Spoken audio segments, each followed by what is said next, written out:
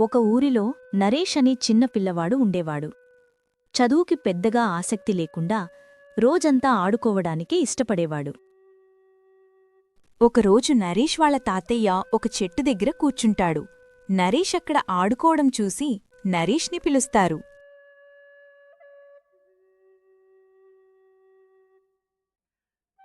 రాబాబు, ఇలా వచ్చిన పక్కన కూర్చో. నీకో విషయం చెప్పనా? హా, చెప్పండి తాతయ్య. ఈ చెట్టు నీడ మనకి ఎంతో చల్లదనమిస్తుంది కదా. హా, అవును తాతయ్యా. కానీ నీకు తెలుసా, ఈ చెట్టు చిన్నప్పుడు విత్తనంగా ఉండేది. వర్షం, ఎండ, గాలి అన్నీ భరించి చాలా కష్టపడి పెరిగింది. అలా పెరగడం వల్ల మనకి ఇంతలా నీడనిస్తోంది.